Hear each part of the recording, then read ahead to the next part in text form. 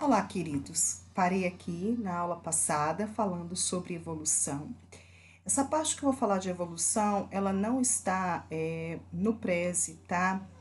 Mas eu quero que vocês prestem bem atenção, porque não é nada difícil. Para as crianças, a gente não trabalha as ideias de Charles Darwin.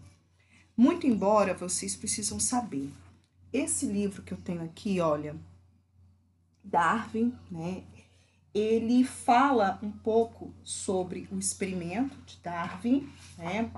E a teoria que ele fez sobre a evolução da espécie, né? É um livro muito bom que vale a pena vocês lerem, tá? E aí, pessoal,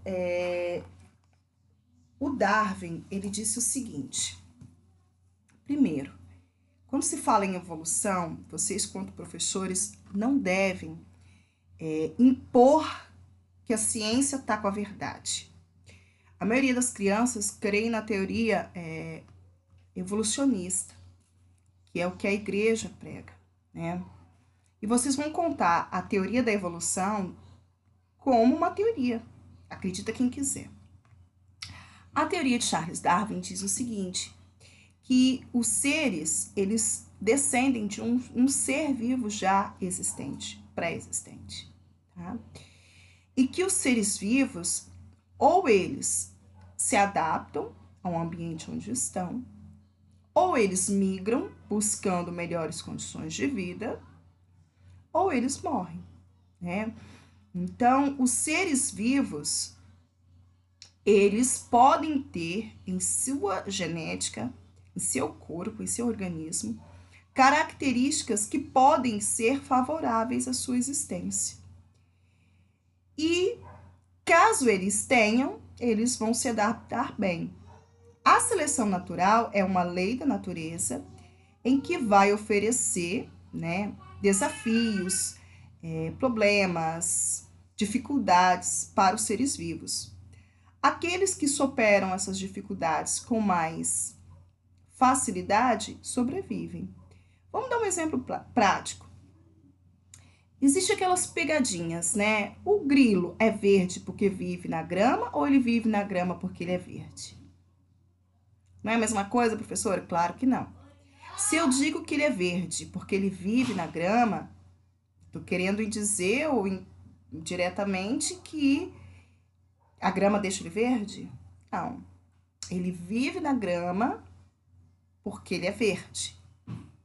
Quando ele vive na grama porque ele é verde, eu estou dizendo que ele escolhe viver na grama para se camuflar, para se passar despercebido, fugindo de predadores, onde ele pode também obter facilmente o seu alimento, visto que ele é vegetariano. Então, dessa forma, eu posso explicar melhor as teorias evolucionistas. E aí, pessoal, vocês precisam mostrar para as crianças que os seres vivos, eles possuem características que os tornam adaptáveis ao meio. Essas características, elas foram surgindo no decorrer dos milhares de anos, e lembrando que a evolução, ela é eterna, ela sempre está acontecendo e os seres vivos sempre estão evoluindo, tá? Por exemplo, o ambiente é verde. Vamos continuar com a grama. O grilo, ele é verde. Então, ele tem características que favorecem ele passar despercebido dos predadores. Como ele é vegetariano, come a grama, ele vai ter alimento, ele vai ter lugar para viver, o hábitat para viver. Então, ele vai se reproduzir muito. Eu preciso, então, de quê? De um ser vivo que vai controlar ele. Por exemplo, uma cobra verde, né? Esse final de semana eu fui agraciada com a visita de uma cobrinha verde na minha casa. Linda. Por que a cobra estava na grama? Porque ela é verde. Ela estava se disfarçando. Mas ela também estava aproveitando que tinha uns insetos na grama e uns calanguinhos que sempre vai ali tomar sol. Então perceba.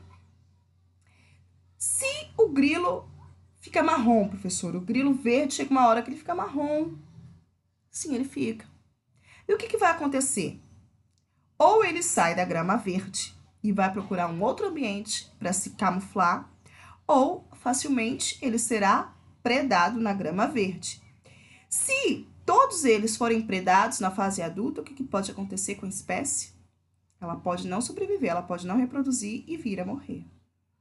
Então, pessoal, os animais, eles vão buscar características para se adaptar ou evoluir, para que possam existir e evoluir. É comum aparecerem anomalias ou mudanças nesses animais que nós chamamos de mutação. E essas mutações, elas podem ser benéficas ou não, tá? Um exemplo, se o grilo, que é verde, vive na grama verde, por um momento sofre mutação e passa a ser preto, o que vai acontecer? Os predadores vão ver ele com mais facilidade e ele tem grande chance de sumir da face da terra. Mas, pela sorte dele, puseram fogo na grama e ela ficou preta. E ele tá preto agora. O que vai acontecer? Ele vai conseguir sobreviver. Então, a natureza e os seres vivos estão em constantes modificações. Essas modificações, elas podem ser de forma natural ou não. Elas podem ser induzidas ou não. As espécies que tiverem as características propícias sobreviverão. As que não tiverem vão sucumbir, vão deixar de existir e vão entrar em extinção. As espécies também podem apresentar anomalias que, se forem favoráveis para a sobrevivência delas, pode passar para as próximas gerações. E essas anomalias, então, vão ser geneticamente transferidas, os descendentes vão aparecer com essas anomalias, e isso vai dar uma nova espécie. A gente chama esse processo de especiação.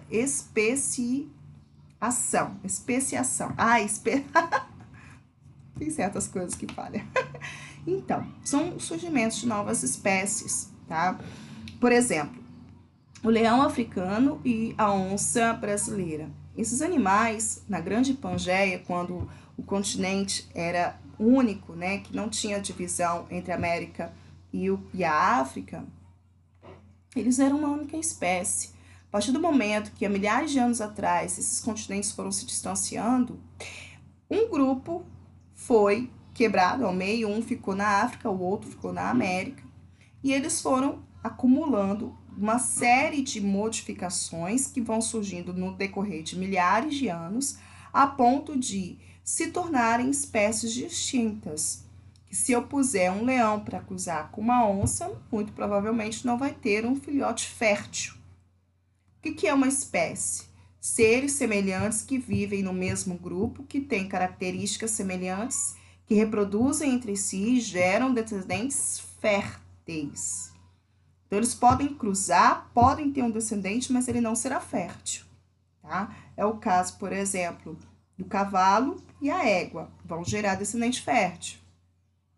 Porém, quando eu junto o burro e a égua, eu vou gerar um descendente que não é fértil, né? Então, os animais, para serem da mesma espécie, eles precisam ter o mesmo comportamento.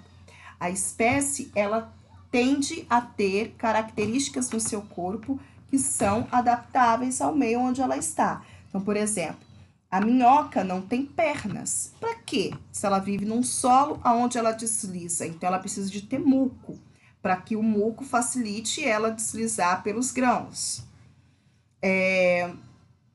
Diferente da centopeia, que vai andar sobre, né, em cima da terra. Então, ela precisa de pernas para se locomover. Diferente do peixe, que se tivesse pernas, não ia conseguir nadar. Então, ele precisa de nadadeiras, que são finas, bem amplas, que vão dar esse movimento, né? Ele precisa de um corpo mais comprido, mais esguio do que redondo, para que ele possa nadar. Ele precisa de uma cara mais comprida, mais fusiforme, essa forma a gente chama de fusiforme, para que possa furar a água. Se ele fosse como uma árvore, por exemplo, cheio de galhos, um corpo todo ramificado, ele teria dificuldade de se locomover na água. Então, ele tem escamas que são revestidas de muco, esse muco vai facilitar a locomoção. É o caso, por exemplo, de peixes que vivem no fundo do oceano, são cegos, porque o fundo do oceano não recebe luz, é escuro. Para que ele vai ter olhos se não tem nada para ver? Com o tempo, esse olho dele vai perdendo essa capacidade de absorver a luz, vai sofrendo uma mutação. Essa mutação vai passando para os descendentes e os seus descendentes também têm essa capacidade de não ver no fundo do mar, né? Então, são características que vai aparecendo no decorrer dos milênios, dos tempos. O ser humano ele também está em constante evolução. Acredita-se que o cóccix hoje, famoso ossinho da alegria, né, que protege a nossa terminação nervosa, que é o nosso nervo, né? Quando a gente cai, machuca o osso, mas protege aquele filamento da coluna, porque se ele se rompe, a gente perde o movimento das pernas. Acredita-se que hoje ele é encurvado para dentro, mas que antes ele era para fora, né? Ele era, então, que um rabo que sofreu uma mutação e se encurvou para dentro. O apêndice filiforme, ele serve para quê hoje em nós? Para nada. Ele é um vestígio de evolução. A gente chama esses órgãos de vestigiais. Ele é um vestígio que, há milhares de anos atrás, quando o ser humano se alimentava de folhas e raízes, ali se alojavam bactérias que faziam para nós a decomposição da celulose, visto que nós não temos essa capacidade. Assim como o boi. Ele tem 4 estômagos, porque alguns dos seus estômagos alojam bactérias que vai fazer para ele a digestão da celulose, do capim, porque ele não é capaz de fazer essa digestão. E nós, a partir do momento que mudamos a nossa alimentação, começamos a comer carne e dominamos o fogo, essa carne passou a ser cozida, os nossos dentes sofreram mudanças, né? Os dentistas, quando estudam isso, eles estudam a arcada dentária do ser humano, eles conseguem perceber isso. Os nossos caninos, eles eram muito mais proeminentes, muito mais para furar e rasgar a carne do que é hoje. Isso é típico, né? Por que a maioria das crianças estão usando aparelho hoje? A nossa arcada dentária está passando por processos evolutivos. Cada vez mais nós estamos comendo alimentos industrializados, moles, que não precisam de fazer força. Com isso, o que tende a acontecer? O dente, ao invés de ficar um em cima do outro, que facilita cortar, eles vão ficando assim, né? O superior em cima do inferior ou vice-versa. Com isso, os seres humanos estão o quê? Tendo que usar aparelhos para voltar essa mordida perfeita. Eu estou falando isso, não estou inventando, tá? Eu tive contato com vários estudos, artigos e também dentistas que falam sobre isso, né? Então, isso são sinais da nossa mudança de hábito que vai causar mudança no nosso corpo porque sofremos mutações e passamos essas características novas para os nossos descendentes, tá? Então, por exemplo, eu vou falando, vou fluindo, né? Vai saindo da caixinha. Aí depois eu tenho que lembrar o que eu estava dizendo. Então, é isso, tá, pessoal? As crianças, elas precisam perceber que os seres vivos, eles têm o seu corpo, características que vai favorecer a adaptação da espécie. Lembrei, os órgãos vestigiais. Um outro órgão vestigial que nós temos é os dentes, né? Nós temos 32 dentes na espécie humana, mas existem seres humanos mutantes que estão nascendo com 30 dentes. Ai, são mutantes, são anormais, são bichos? Não, eles são mais evoluídos. Para que você precisa dos 2 últimos dentes? Só para doer. É o dente ciso, que você tem que fazer cirurgia, né? Dói. Tem pessoas que pocam a cabeça quando ele tá nascendo e tal. Então, assim, é horrível. Tem pessoas que estão nascendo com 4 dedos no dedo do pé, né? Os dedos no pé. Ué, professora, que isso? É uma mutação. E eles são mutantes? Sim, eles são. São mais evoluídos. Para que você precisa do dedo mindinho? Só para bater na quina da porta e sofrer, morrer de dor. Então, são características evolutivas que já está aparecendo na nossa espécie. Se esse ser mutante tiver seres que também tiver filhos com essa característica, tiver netos, bisnetos, no decorrer de alguns séculos, nós vamos ter essa característica inserida na nossa espécie. Então, a evolução, ela continua, ela vai sempre acontecer. Só que isso demora, tá, gente? Demora muito tempo, tá?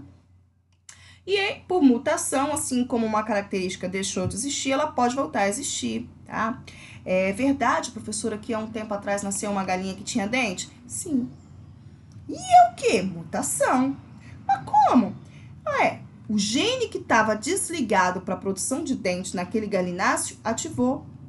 Há milhares de anos atrás, as galinhas tinham dente. Né? Milhares ou talvez mesmo bilhões, que a gente tem que lembrar que as aves descendem dos répteis, os répteis descenderam dos dinossauros. Então, houve aves com dentes? Sim, houve. E no decorrer da evolução, elas perderam essa capacidade, mas o gene está lá meio que inativo. Se esse gene ativar, a característica vai voltar. Não sei se vocês viram um tempo atrás, passou na TV, há muitos anos atrás, uma família que corpo todo coberto de pelo, como se fosse um macaco, corpo todo. E aí foram investigar.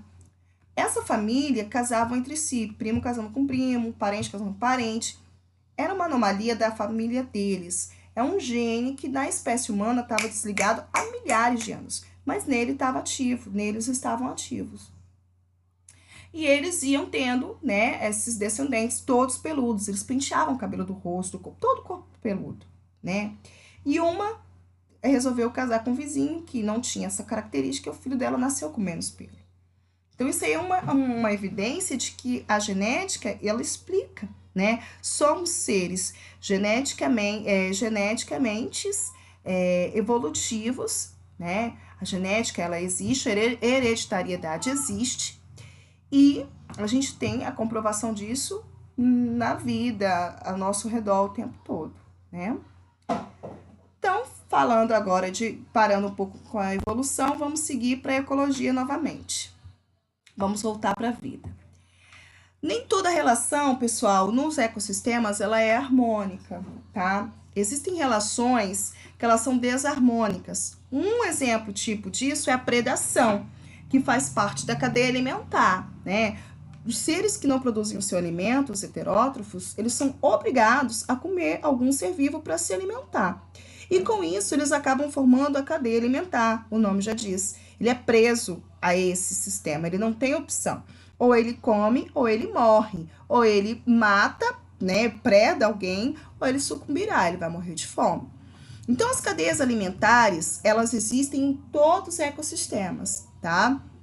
Aqui eu tenho algum exemplo, por exemplo, ó, as algas que são comidas por moluscos, né, caramujos, camarões, que podem ser comidos por pequenos peixes, que podem ser comidos por aves aquáticas, né, aquelas aves de rapina que voam, pegam peixe e voltam a voar. As plantas terrestres, por sua vez, podem ser comidas por gafanhotos, grilos, insetos, que são comidos por sapos, que podem ser comidos por gaviões.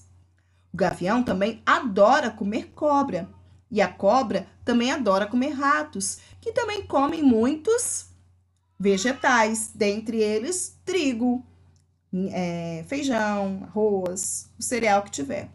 Então, nós temos cadeias que podem se interrelacionar, que é o que a gente chama de teia alimentar, porque está tudo embolado. Se fosse para eu criar uma teia aqui, eu poderia criar aqui mesmo.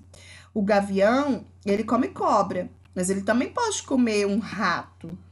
Ele também pode comer um filhote de cachorro, né? Sapo, professora, pode? Alguns sapos são venenosos e podem matar certas aves. Então, o gavião não come muitos sapos, tá? Eu poderia utilizar o exemplo aqui da alga, né? Do besouro, se ele tiver a oportunidade, ele vai comer a alga, ele vai comer o trigo, ele vai comer qualquer vegetal. Então, quando eu tenho cadeias alimentares se interrelacionando, eu tenho uma teia alimentar. Para que eles comem? Para obter energia, né? Para produzir dentro da célula energia. Então, esse alimento, ele vai ser mastigado, ele vai ser digerido, ele vai sofrer pequenos fragmentos, vai ficar bem pequenininho para entrar na célula, para sofrer a destruição da molécula e produzir energia para que os seres vivos possam crescer, se reproduzir, enfim, né? Viver. E o processo de obtenção de energia ele é diferente nos seres vivos. As plantas, elas possuem clorofila, né? O pigmento verde. Então, elas vão obter esse processo de energia, de obtenção de energia, pela luz do sol. Vão fazer a sua energia pela fotossíntese. Os heterótrofos vão fazer energia através da respiração celular, que é o processo que eu vou explicar mais adiante melhor para que vocês possam entender. Então, pessoal, os produtores eu já deixei bem claro quem são, que são as algas e as plantas, as cianobactérias. Os consumidores são aqueles que são obrigados a comer um ser vivo para viver, que são os herbívoros, os carnívoros, os decompositores, como eu já falei para vocês. Então, aqui nós temos, né, alguns exemplos. Essa cadeia alimentar, ela tem níveis. Primeiro nível trófico, segundo nível trófico, terceiro nível trófico, quarto nível trófico, quinto nível trófico, tá? Produtor, que é a planta, vegetal. Consumidor primário, que é o grilo, herbívoro também, ou vegetariano, que vai comer a planta. Consumidor secundário, que é o carnívoro, ou que vai comer o grilo.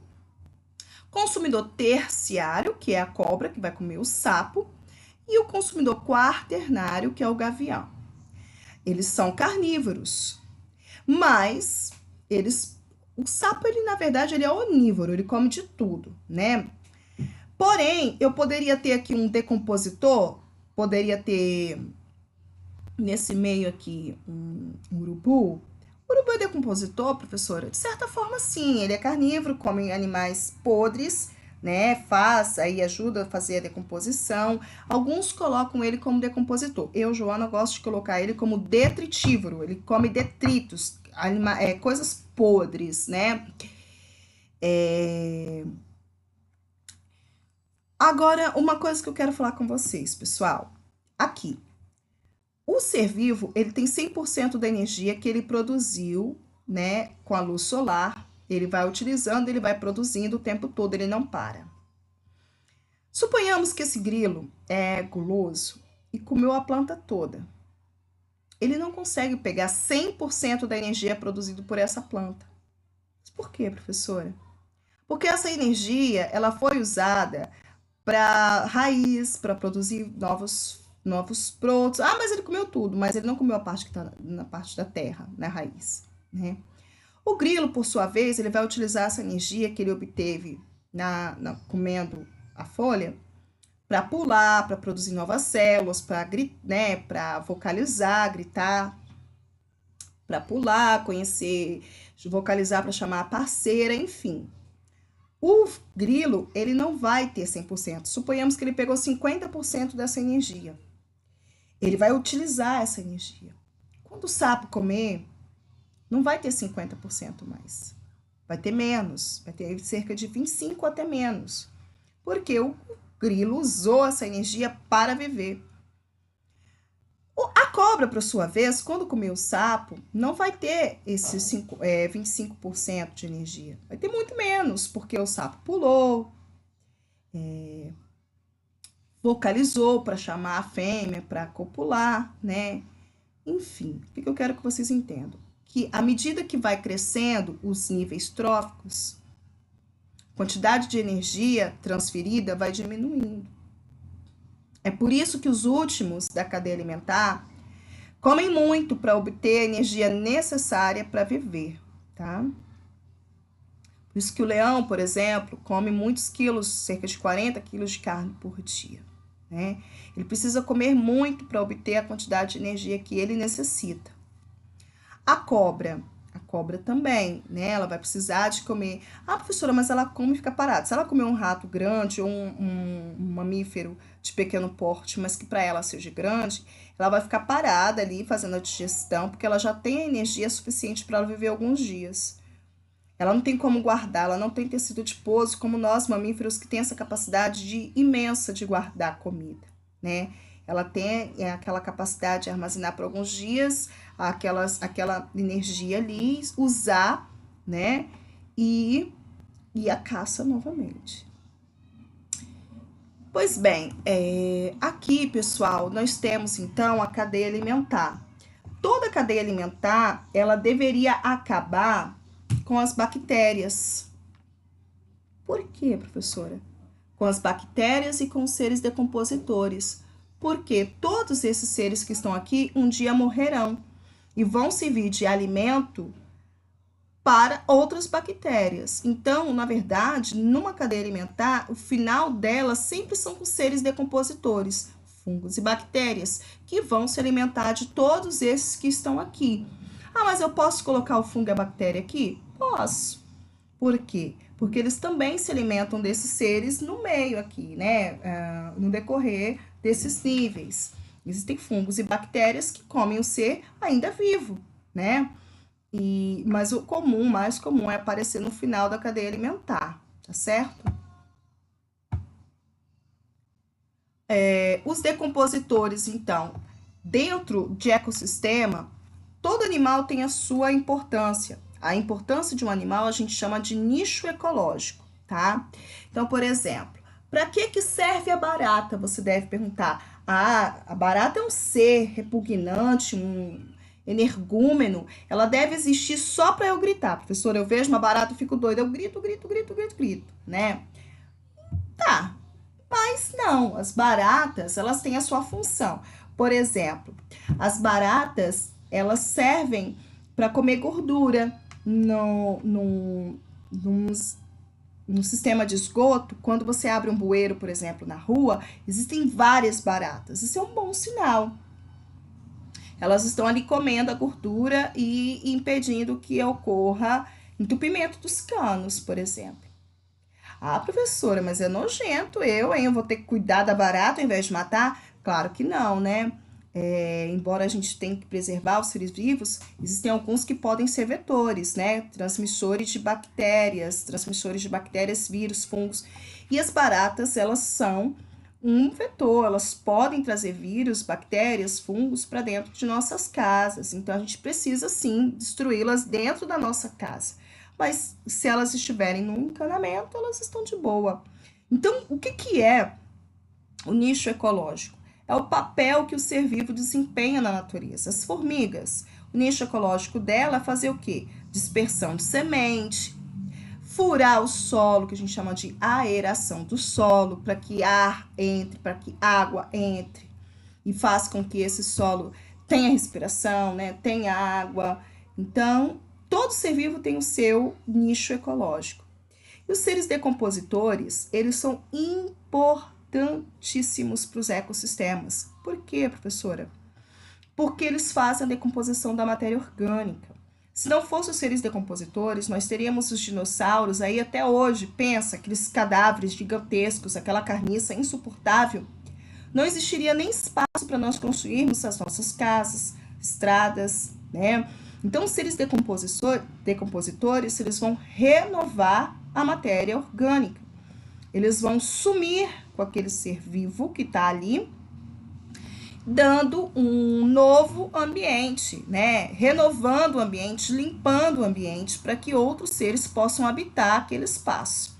Então, por exemplo, professora, é verdade que no cemitério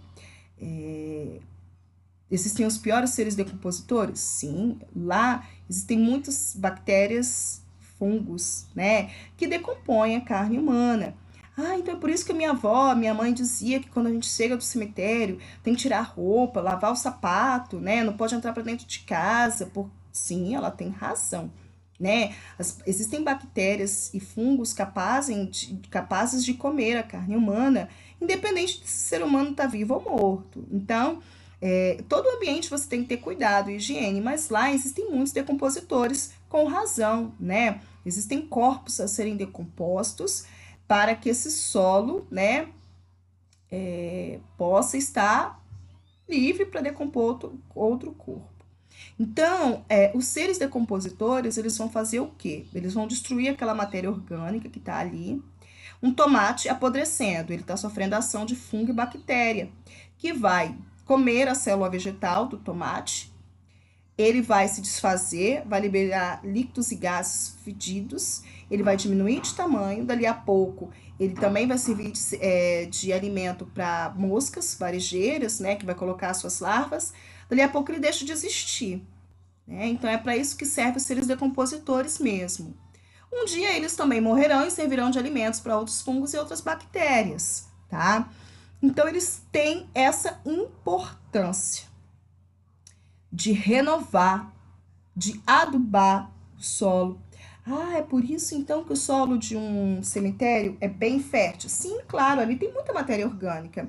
As bactérias e fungos, ao fazer a decomposição, vai fazer com que aquele osso, né, aquele músculo, aquele cabelo, aquele resto de tecido se transforme em átomos novamente. Átomos de enxofre, de carbono, de cálcio, de nitrogênio, de zinco, de ferro.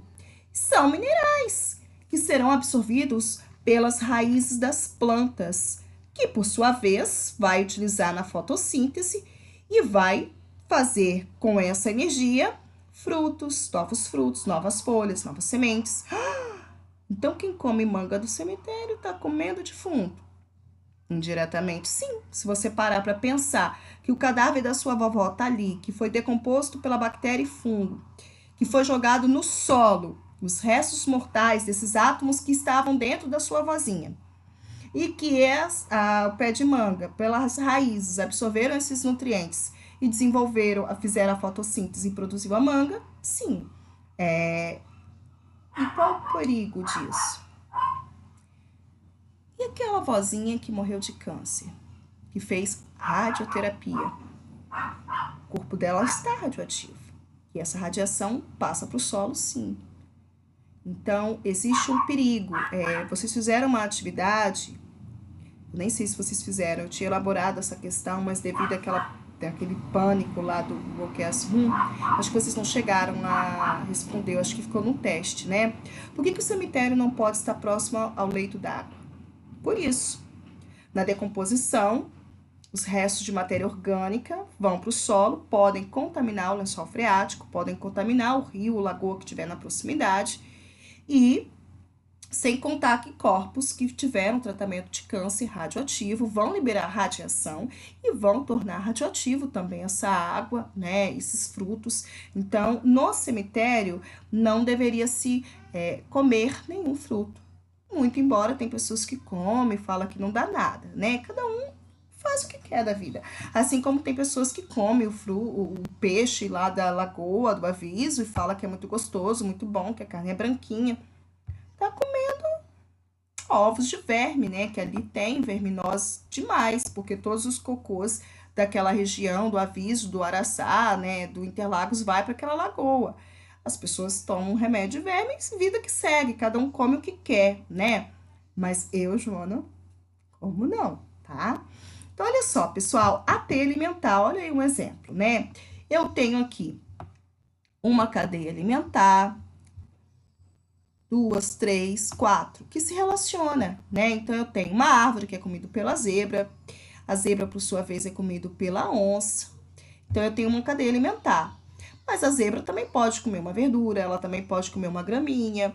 Então, eu comecei a trazer outras opções. Quando essas teias vão se relacionando, quando essas cadeias vão se relacionando, eu formo a teia. A gente lê da seguinte forma: a árvore é comida pela zebra, que é comida pela onça, tá? Então, a setinha, ela aponta para quem vai comer, quem é o predador, tá certo? Quem é predado, quem é comido, fica antes da seta. Então, aqui eu tenho esse exemplo. Olha o gavião. Ele Ele come a cobra, ele come a coruja, ele come o coelho, ele come a raposa. Professora, a raposa é maior do que o gavião. Sim, gente, os filhotinhos dela, né, quando eles estão pequenininhos. E ele come o lagarto, tá? Todos eles, ó, toda a cadeia alimentar e teia alimentar vai terminar onde? Nos decompositores. Por quê, professora? Porque um dia todos eles vão morrer e vão ser comidos. Ou até mesmo vivo. Se você não lavar o seu braço, debaixo dele vai dar CC, né? São o quê? São bactérias, fungos que estão ali, ó, comendo. Principalmente as bactérias que estão comendo seu suor e as células mortas. Se você não lavar, daqui a pouco vai comer as células vivas também, vai dar furúnculo, vai dar tumor, né? Então, assim, por isso que a gente tem que falar para as crianças tomarem sempre banho, porque nós temos bactérias na superfície do nosso corpo. Se eu tivesse uma câmera especial para vocês verem as bactérias que tem no meu rosto, agora vocês não me veriam, vocês veriam meu rosto todo branco, todo coberto por bactérias. E é bom dizer que existem bactérias que estão na pele, mas nem todas são ruins. Muitas estão nos auxiliando, nos ajudando, tá? Existem bactérias boas também, falaremos sobre elas numa próxima videoaula, não é agora. Vamos seguir. Nossa, já tá dando 40 minutos. Titia fala muito, meu Deus. Mas é necessário, pessoal. Então, olha só, classificação dos seres vivos. Nós vamos começar os reinos, tá? Vamos começar falando do reino dos micro-organismos. O que é um micro-organismo? O nome já diz, ele é pequeno, ele é microscópico, eu preciso de um microscópio para vê-lo, né? Ali tá faltando um outro oi, eu já tinha visto um outro slide, titia vai editar antes de disponibilizar lá para vocês, tá bom? Os micróbios, eles são assim chamados, né, pelo povo, né, gente popular aí. Mas os micro-organismos, eles podem ser as bactérias, eles podem ser os fungos, eles podem ser também os vírus, embora não sejam seres vivos. Quando eu falo de micro-organismo, eu estou falando de seres pequenos. Eu tenho aqui um microscópio que eu comprei, um microscópio digital, que amplia 1000 vezes. Se nós tivéssemos aula presencial, eu ia mostrar para vocês como é que funciona, tá vendo? Ele serve para ampliar em 1000 vezes a estrutura. Não é caro, cerca de R$90 com frete, ele chega na sua casa e é um material didático, né? Na verdade, ele foi criado para consertar celular. Mas eu, professora Joana, peguei, comprei, assim como muitos professores de ciências, para poder o quê? Você mostrar para os meninos os seres microscópicos. Dá para fazer várias práticas legais, sensacionais, tá? Para mostrar bactérias, colônias de bactérias, não dá para ver a bactéria assim como a gente vê nos desenhos, tá? Mas dá para ver algumas células animais, algumas células vegetais, é bem legal, tá? Sugiro essa aquisição. Só uma sugestão, não é obrigado, tá, gente? Até porque é um investimento, né? Nem todas as escolas têm microscópio para você trabalhar. Então, na nossa próxima aula, nós vamos estudar as bactérias, o reino Monera, tá? Vou encerrar essa videoaula por aqui e a gente continua numa próxima aula. Um grande beijo e até mais. Tchau, tchau.